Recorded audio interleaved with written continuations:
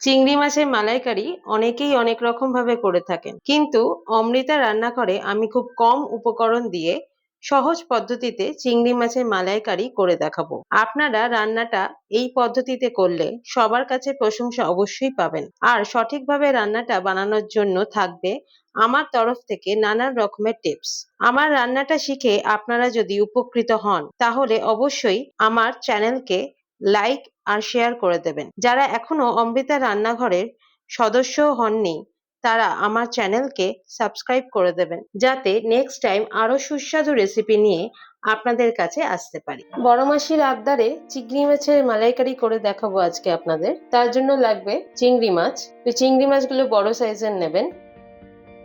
লাগবে টমেটো, পেঁয়াজ, কাঁচা লঙ্কা, আদা, রসুন, কয়েকটা কাজু আর নারকেল, নুন, হলুদ গুঁড়ো, কাশ্মীরি লঙ্কা গুঁড়ো আর গরম মশলা গুঁড়ো, আর অল্প পরিমাণ আমি একটু সাদা সর্ষে নিয়েছি, আর ঘি লাগবে। আর পুরো রান্নাটাই সর্ষের তেলে হবে। দেখুন, চিংড়ি মাছগুলো কেটে ভালো করে ধুয়ে নেওয়া হয়েছে। এবার নুন পরিমাণ মতন, হলুদ আর একটু কাশ্মীরি লঙ্কা গুঁড়ো দিয়ে ভালো করে মিশিয়ে নিতে হবে। একটু কয়েক সেকেন্ড মাখিয়ে রাখতে হবে। দেখুন, সাদা সর্ষেটা গুঁড়ো হয়ে গেছে। প্রথমে একটুখানি মিক্সির বোলের মধ্যে শুকনো করে যদি গুঁড়িয়ে নেওয়া যায়, তাহলে খুব ভালো সর্ষেগুলো গুঁড়ো হয়। সর্ষে, পোস্ত, এটা আপনাদের আজকের টিপ। আমি এরকম রান্না করতে করতে অনেক টিপস দিয়ে থাকি। এবার নারকেলটা এর মধ্যে দিয়ে দিতে হবে। একটা মজার ঘটনা আছে, এটা কিন্তু বাজারের নারকেল নয়, আমাদের পাড়ার চুমকিদি হঠাৎ দুদিন আগে আমাকে ডেকে বলল, আমাদের ওদের অনেক গাছ আছে অ্যাকচুয়ালি, তো ডাব হয়েছে, একটু ডাবটা নিয়ে যা। তো ডাবটা নিয়ে এসে দেখলাম তো দুটো দিয়েছিল। একটা ভালো নারকেল হয়ে গেছে, সুন্দর নারকেলটা, আর একটা ঠিক এই রকম পাতলা দলের নারকেল হয়েছে। তো সেইটাই দিয়ে আমরা করছি আজকে। এটা একটু এর মধ্যে দিয়ে পেস্ট করে নিতে হবে। দলটা খুবই পাতলা। দেখুন, নারকেল আর ডাবের ঠিক মাঝখানটা, ঠিক আছে, মানে মাঝামাঝি পোর্শন। মানে আমরা যে শাঁসওয়ালা যে ডাবগুলো খেয়ে থাকি না, একটুখানি মোটা শাঁস হলে যেরকম হয় সেরকম। যদি নারকেলটা বেশ ভালো দোমলা হয়, তাহলে ওটা গুঁড়ো করে ওটার দুধটা বার করে নিতে হয়, জল দিয়ে ভালো করে ছেঁকে বার করে নিতে হয়। যেহেতু এটা কম দল আছে, আমি মিক্সিতে ডাইরেক্ট পিষে নেবো। একটুখানি জল দেবো এর মধ্যে, আর কাঁচা লঙ্কা 3টে দিয়ে দেব। এর মধ্যে কিছু কাজুও দিয়ে দিলাম, আর দেখুন আদা রসুন এগুলো দিয়ে দিলাম। পুরো রান্নাটাই এরকম ভাবে বাটা মশলা দিয়ে হবে। দেখুন, বাটা হয়ে গেছে। এবার দেখাই আপনাদের কি সুন্দর হয়েছে বাটাটা। এর মধ্যে নারকেল আছে, নারকেল, আদা রসুন, কাঁচা লঙ্কা আর আপনার সাদা সর্ষে। আর একটা পেস্ট করতে হবে। এই যে পেঁয়াজ এর মধ্যে দিয়ে দেবো, আর একটু টমেটো, এগুলো সব পেস্ট হবে। দেখুন, টমেটো আর পেঁয়াজটা কি সুন্দর বাটা হয়ে গেছে। এবার রান্নাটা শুরু করব। এবার কড়াইয়ে সর্ষের তেলে চিংড়িটা ভাজতে হবে। পুরো রান্নাটাই সর্ষের তেলে হবে।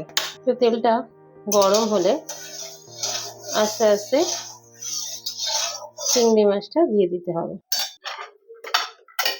তেলটা গরম হয়ে গেছে। এবার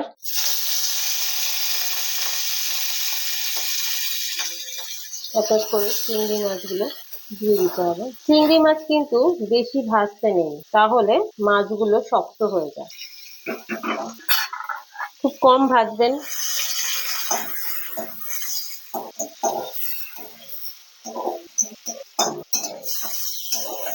হালকা কালার এসে গেলেই মাছটা তুলে নিতে হবে। চিংড়ি মাছটা ভাজা হয়ে গেছে। মাছ ভাজার তেলেই আর একটু সামান্য তেল দিতে হবে। তেলটা সামান্য একটু গরম হলেই এর মধ্যে পেঁয়াজ আর টমেটো বাটাটা দিয়ে দিতে হবে।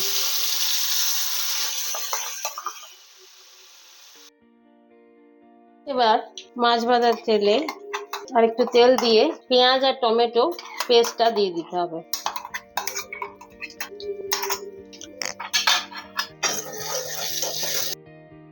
দেখুন, পেঁয়াজ আর টমেটোটা অনেকটা কষানো হয়ে গেছে। এখন একটুখানি হলুদ গুঁড়ো, পরিমাণ মতো নুন, কাশ্মীরি লঙ্কা গুঁড়ো দিতে হবে। কাশ্মীরি লঙ্কা কালারটা খুব সুন্দর আসে, কিন্তু ঝালও হয় না। এবার ভালো করে মিশিয়ে নিতে হবে।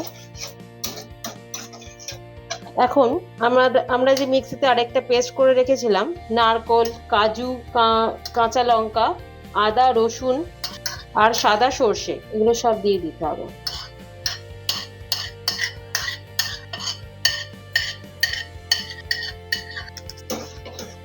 এরপরে আবার এগুলো সব মিশিয়ে নিতে হবে। আর কিছু মশলা লাগবে না। এবার ভালো করে সব পেস্টগুলোকে মেশাতে হবে। একটু আঁচটা বাড়িয়ে নেবেন, কিন্তু সাবধানে যাতে মশলাটা লেগে না যায়। এখন ভেজে রাখা চিংড়ি মাছগুলো দিয়ে দিলাম। চিংড়ি মাছ ভাজা অবস্থাতে যে তেলটা থাকে ওটা অবশ্যই দেবেন, ওটা আরো টেস্টটাকে দ্বিগুণ করে দেয়। কি সুন্দর কালারটা এসছে দেখুন। আমি আগেও বলেছি, নারকেলটা যদি ওরকম পাতলা দোমলা না হয় তাহলে কিন্তু নারকেলটাকে কুড়িয়ে তার মধ্যে জল মিক্স করে ওটা দুধটা ইউজ করতে হবে। তখন ডাইরেক্ট দিলে মুখের মধ্যে একটু পড়বে, ভালো লাগবে না।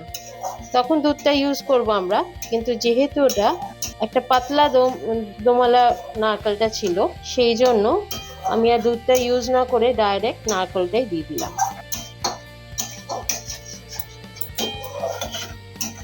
এতে আরো টেস্টটা ভালো হবে।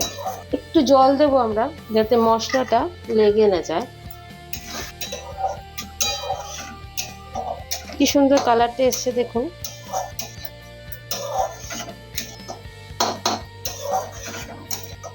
খুব সুন্দর একটা গন্ধ বেরিয়েছে। আমার ভিডিওটা যদি আপনাদের ভালো লাগে তাহলে অবশ্যই আমার চ্যানেলটাকে সাবস্ক্রাইব করে দেবেন, আর আমার ভিডিওকে লাইক করে শেয়ার করে আমাকে হেল্প করবেন, যাতে আমি নেক্সট টাইম আরও ভালো ভালো রেসিপি আপনাদের কাছে আনতে পারি। আমার উদ্দেশ্য একটাই থাকে, যাতে খুব কম উপকরণে খুব কম সময়ে টেস্টি রান্না আপনাদের রান্নাঘরে আমি পৌঁছে দিতে পারি। দেখুন কি সুন্দর কালারটা এসে গেছে। এরকম সিচুয়েশনে একটু শাহি গরম মশলা, অল্প একটু ঘি আর অল্প একটু চিনি দিয়ে ভালো মতন মিশিয়ে নিতে হবে।